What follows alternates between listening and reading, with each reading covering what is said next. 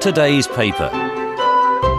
This is Terry Cringle, and today's paper is the Manx Green Final of Saturday, February the 3rd, 1951. Price, twopence. The Green Final was a Saturday sports paper brought out by the Isle of Man Examiner from 1935 until its death in 1971. In its heyday, it had a big readership, especially among people in the pubs of a Saturday night, and its main selling point was that day's English and Scottish football results on the front page. For most people in the island back then, it was their first chance to get the results and check their pools. We find that on February the 3rd, 1951, teams like Blackpool, Burnley and Huddersfield Town were still in the old First Division. And I'm happy to report that my team Liverpool won 2-0 at home to Fulham. The Green Final I'm reading runs to 8 pages, and its coverage of Manx sport could not be more comprehensive. And it carries not only that Saturday afternoon's Manx football results, but reports of the matches. I used to do them myself long ago, writing up on a pad as play went on. The pages would be collected at half-time and full-time by a boy on a bike if the match was in Douglas. If it was out of town, you rang your copy in to the Examiner offices in Hill Street. The matches of February the 3rd, 1951 are mostly Manx FA Cup first-round replay matches. It's worth reporting that Douglas High School Old Boys, at home, handed the mother and father of all hidings to the mighty Peel, 8-0. Otherwise, the Green Final coverage of February the 3rd, 1951 devotes a lot of space to the island's main indoor sports. There's badminton, written up by a reporter whose identity is disguised by the nom de plume tourney.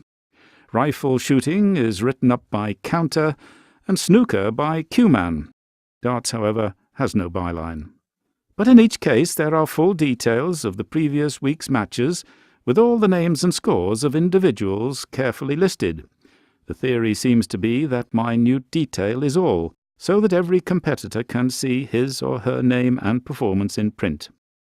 Indeed, the paper is nearly all about local sport and its participants, apart from the English and Scottish football results, but also, on February the 3rd, 1951, a full report of the 4th Test match between England and Australia. England were doing pretty well, with Len Hutton and Cyril Washbrook, the opening batsman, and Dennis Compton, 3rd wicket down. Because of its strong readership, the Green Final was always packed with advertising. In today's Green Final, there are lots of ads for public houses, including the Good Old Dog's Home, which used to be in what was Drumgold Street, Douglas, with its deathless slogan, "Slip in when you slip out." It is also significant that the island's bookmakers are well represented in the advertising columns. Then, as now, sport went hand in hand with gambling.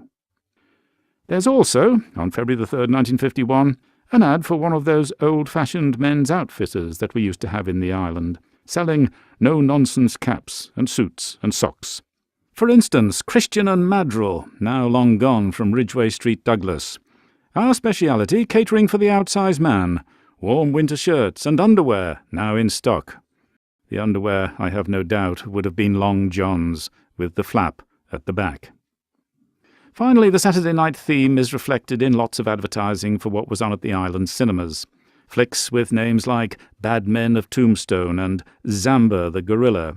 Also, Judy Garland and Gene Kelly in the MGM musical If You Feel Like Singing, which people certainly did on a Saturday night in the pubs of the Isle of Man of more than half a century ago. It's all there in today's paper, which has been the Manx Green Final of Saturday, February the 3rd, 1951. Today's paper.